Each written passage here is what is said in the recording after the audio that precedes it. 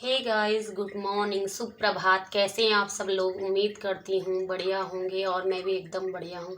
तो आज मैं कोई व्लॉग नहीं बना रही हूँ। आज मैं एक छोटी सी वीडियो बना रही हूँ ये जो किरण नेगी के बारे में, जो हमारे उत्तराखंड से है और हमारे इधर की है और दिल्ली में रहती थी। 2012 की घटना है।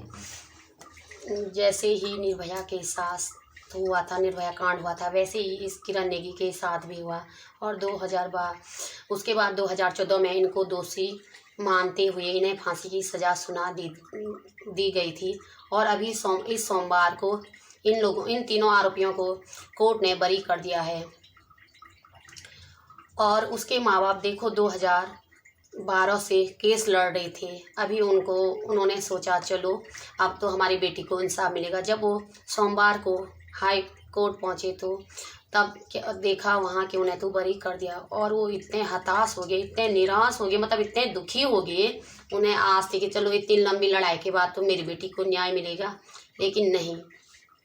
और कई लोग इस पे आवाज़ भी उठा रहे हैं। क्यों? क्या गरीब होना, वो गरीब की बेटी है तो उन्हें इंसाफ नहीं मिलेगा? गरीब होना एक गुनाह है क्या?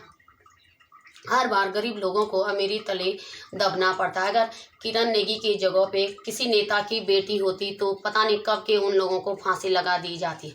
और वो गरीब घर की बेटी है तो इन्होंने उनके कातिलों को बरी कर दिया है।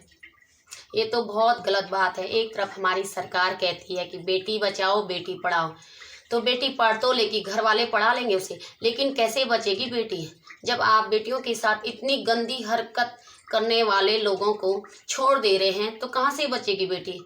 अगर आप इन तीनों आरोपियों को फांसी लगा देते तो शायद लोगों के मन में ये डर बैठ जाता है, ऐसे दरिंदे लोगों के मन में ये डर बैठ जाता है कि जो ये कि गलत काम करने से हमें फांसी मिल रही, तो वो थोड़ा डर जाते, वो दोबारा इस काम को नहीं करते। आपने उन्हें ऐसे ही छोड़ दिया है। और छोड़ के देखो अब पता नहीं वो कितने की ज़िंदगी बर्बाद करेंगे, कितनी लड़कियों के साथ की ज़िंदगियों के साथ खिलवाड़ करेंगे। एक तरफ आप हमारी सरकार ही और हमारा कानून ही इस चीज़ को बढ़ावा दे रहा है, तो जब आप इस चीज़ को बढ़ावा दे रहे हैं तो आप ये क्यों बोले कि बेटी पढ़ाओ बेटी बचाओ? नहीं बोलना चाहिए आपको ऐसा।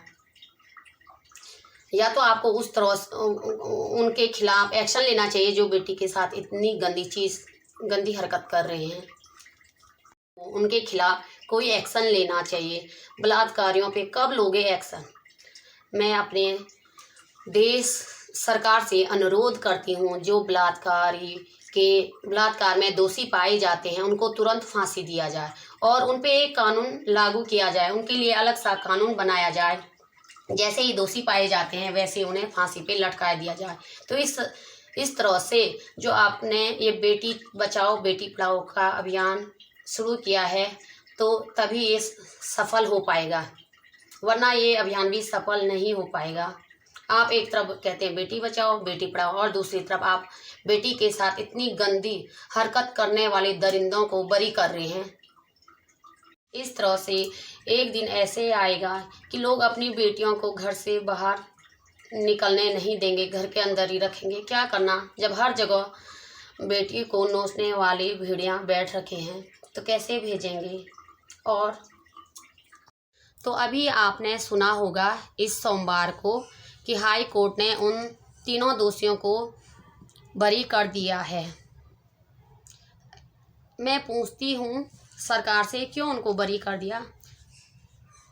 जब वो दोषी थे तभी तो उन्हें 2014 में उनको फांसी की सज़ा सुना दी थी, तो आपने उनको फांसी पे क्यों नहीं लटकाया? क्यों उनको 10 साल तक ऐसे ही रखा? छोड़ने के लिए रखा आपने उनको ऐसे? कितनी उन लोगों ने उस 19 साल की, देखो 19 साल की छोटी सी लड़की, हमारे उत्तराखंड की उस लड़की को उसका बलात्कार करके उसके बेरहमी से कत्ल कर दिया और आपने उन्हें फांसी पे लटकाने की जगह उनको तो बरी कर दिया। 10 साल से भी जनता इसी आस में थी कि चलो अभी मिलेगी उनको फांसी, चलो 10 साल वेट कर दिया, अब तो मिलेगी, अब तो उस लड़की के माँ बापों को न्याय मिलेगा। लेकिन नहीं, उस लड़की के माँ बाप भी न्याय के उससे कि चलो हम जाते हैं तो आज तो हमारे हक में होगा फैसला, आज उनको फांसी मिल जाएगी इतनी लंबी अवधि के बाद। कि हमारी बेटी को न्याय मिल जाएगा। लेकिन जैसे ही वहाँ पहुँचे और उन्होंने सुना कि उनको तो हाई कोर्ट ने बरी कर दिया, तो वो एकदम हताश हो गए। उनके मुंह से शब्द कैसे निकलेंगे? उनकी तो बेटी चली गई, उनकी बेटी तो दोबारा लौट के नहीं आएगी, और आप उनको इतने टाइम बाद भी आपने उनको ऐसे ही छोड़ दिया। क्यों? क्या उस लड़की की गलती थी कि वो गरीब घर से थी? क्या गरीब घर की बेटियों को न्याय नहीं मिलेगा?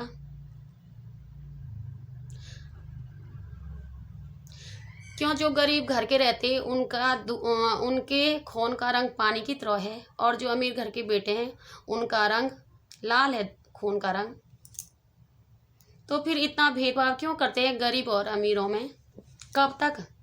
कब तक गरीब लोग दबते रहेंगे? कब तक अमीर लोगों के अत्याचार को सहते रहेंगे और मरते रहेंगे? हर जगह ऐसे ही होता है, लड़की हो चाहे आदमी लोग हो, सब जगह ऐसे ही होता है। गरीब लोगों की आवाज़ को दबा दिया जाता है, और उनको हर बार कभी उनको हर जगह हो रहे हो, हर जगह उनके गरीब लोगों के साथ अत्याचार होता रहता है, उनको कभी न्याय मिलता नहीं है। चाहे लड़कियां हो, चाहे नौकरी करते हमारे लड़के गरीब भाई लोग, उनके साथ भी बहुत अत्याचार होता है। हर बार वो अमीर लोगों के शिकार बनते ही रहते हैं। कब तक? एक तरफ सरकार कहती कि बेटी बचाओ बेटी पढ़ाओ, तो कैसे पढ़ेगी बेटी और कैसे बचेगी जब आप हर बार अमीर लोगों का ही साथ देते हैं?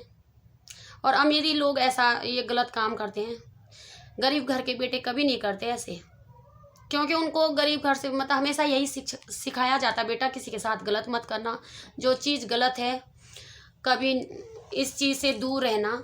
और अमीर घर के बेटों को कभी ये चीज़ नहीं सिखाया जाता कि बेटा आपने आपने ऐसा नहीं करना। उनको आज़ादी दी जाती फुल, उनको गाड़ियाँ दी जाती है घूमने के लिए, और वो घूमते रहते कहीं भी गंदगी फैलाते रहते हैं। और ज़्यादातर इनमें हमारे नेता के बेटे ही होते हैं। जैसे अभी आपने ऋषिकेश में देखा होगा अंकिता हत्याकांड में। तो ऐसे लोगों को क्यों रखते हैं? आपको ऐसे लोगों को नेता बनाना ही नहीं चाहिए।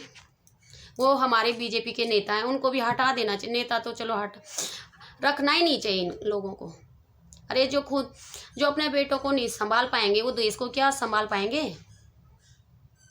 बाहर करो ऐसे लोगों को, राजनीतिक से बाहर करना चाहिए। ऐसे लोगों को बिल्कुल नहीं रखना चाहिए उनको। कब तक? अगर अमीर बाप का बेटा पहली बार कोई गलती करता है तो घर वाले बोलते कोई बात नहीं। कई बार हमने न्यूज़ में भी देखा है, बोलता कोई बात नहीं, गलती हो गई उससे, कि गलती लड़के नहीं करेंगे तो कौन करेंगे? अरे वो तो किसी की जान भी ले रहे। अगर तुम पहली बार तुम्हारे लड़के ने कोई गलती कर दी, उसी समय उसे रोक दोगे, टोक दोगे, बेटा ये गलत है, ऐसे नहीं करना। अगर तुम ऐसे करोगे तो उसके लिए तुम्हें कुछ भी हो सकता है, तुम्हें जेल जाना पड़ सकता है, फांसी लग सकती है। तो ऐसे दोबारा ऐसे काम मत करो, हम तुम्हारा साथ नहीं देंगे। तो अमीर बाप का बेटा कभी इस गलत काम नहीं करेगा वो, क्योंकि तुम रोकते ही नहीं हो, तुम उसे बढ़ावा देते हो। तुम्हारा बेटा गलत काम करता है, बोलता अरे कोई बात नहीं, जवान लड़का है, हो गई उससे गलती। कब तक? तो कैसी बचेगी हमारे देश की बेटियां? अगर इन 3 लड़कों को अभी फांसी हो जाती, 2014 में उन्हें फांसी की सज़ा सुना दी गई थी, अगर तुम उन्हें फांसी दे देते उसी समय, तो ना ये अब तक ये जैसे ये ऋषिकेश वाला कांड हुआ, तो शायद तब से लोगों के मन में ना डर रहता कि भाई जो बलात्कार कर रहे हैं उनको फांसी मिल रही, सज़ा मिल रही, तो डरे रहते, वो दोबारा को भी ये गलती नहीं करते। तुम तो इनको छोड़ दिया, आपने बरी कर दिया। अब पता नहीं कितनी लड़कियों, गरीब लड़कियों की ज़िंदगी बर्बाद करेंगे वो, कितनी लड़कियों की ज़िंदगी के साथ खेलेंगे। क्यों बढ़ावा दे रही हमारी देश की हमारे सरकार इन लोगों को? क्यों नहीं बाहर करते? जैसे आपने बेटियों के लिए तो कई कानून बना दिया आपने, हर जगह बेटियों के लिए कई अभियानें चला रखी हैं आपने, बेटी बचाओ बेटी पढ़ाओ, जन धन योजनाएं, इस पे भी तो कानून बना लो थोड़ा। जो ये बलात्कार हो रहे उस पर भी तो एक कानून बना लो कि जो भी बलात्कार करेगा उसे फांसी पे लटका दो, जैसे वो दोषी माना जाता है उसे फांसी पे लटका दो। तो ऐसे कर हमारे देश की बेटी भी बचेंगी, और बेटियां पढ़ेंगी भी, और हमारी देश की बेटियां सेफ रहेंगी, और गरीबों पर ये अत्याचार नहीं होगा। कब तक झेलेंगे गरीब लोग इन अमीरों के अत्याचारों को? कब तक? कब आएगी हमारी सरकार को अकल? जब वो इस चीज़ पे नया कानून बनाओगे, सीधा फांसी, बलात्कारियों को सीधा फांसी। तो मैं चाहती हूँ, सभी देश की जनता से अनुरोध करती हूँ कि आप देश को मतलब देश की जनता को जागरूक करें और सरकार के कान तक ये बात ज़रूर पहुँचनी चाहिए कि हमारी बेटियां कहीं सेफ नहीं है। जब तक ये दरिंदे घूमते रहेंगे, इनको बरी करते रहेंगे, तो कहाँ से बेटियां सेफ होगी? कभी नहीं हो पाएंगी बेटियां सेफ, कभी नहीं। आज वो मतलब उत्तराखंड की बेटी गई, उत्तराखंड की, और कल किसी की भी बेटी के साथ ऐसे हो सकता है, कोई भी हो सकता है। जब सरकार इस पे एक्शन ही नहीं ले रही बलात्कारियों पे, तो कहाँ से बचेंगी बेटियां? ये तो हमेशा होता रहेगा। प्लीज़ मैं जनता से अनुरोध करती हूँ और हमारी सरकार से भी अनुरोध करती हूँ कि इस चीज़ पे, बलात्कारियों पे कोई कानून ज़रूर बनाएं, और ऐसा कानून बनाएं जिससे हर बलात्कारियों को सीख मिले, वो दोबारा ये गलती ना करें। इस गलती करने से पहले मतलब सभी लोगों को इस पर आवाज़ उठानी चाहिए, हमारी देश की जनता को, तभी जाके हमारे देश में बलात्कार रुकेगा और उन आरोपियों, बलात्कारी के आरोप को बिल्कुल छोड़ेंगे। जो भी लोग वीडियो बनाते हैं या ब्लॉग बनाते हैं, उन लोगों से मैं अनुरोध करती हूँ कि इस बारे में सभी वीडियो बनाएं और वीडियो बनाकर इतना शेयर करें, इतना ज़्यादा फैलाएं। सभी लोग आवाज़ उठाएंगे तो शायद किरण नेगी को इंसाफ मिल पाएगा और उसके माँ बापों को भी इंसाफ मिलेगा, और हर हमारे देश के हर उन लोगों को इंसाफ मिलेगा। आने वाली जो पीढ़ियां हैं, जो हमारे बच्चे हैं, वो सेफ रहेंगे। सब लोग इस बारे में आवाज़ उठाएंगे तो शायद किरण नेगी के कातिलों को फांसी हो जाएगी और किरण नेगी को इंसाफ मिलेगा, और आने वाले समय में भी हम सभी के लिए अच्छा रहेगा और हमारी बेटियां सेफ रहेंगी। ज़्यादा से ज़्यादा शेयर करें, ज़्यादा से ज़्यादा फैलाएं और ज़्यादा से ज़्यादा वीडियो बनाएं। तब तक के लिए बाय।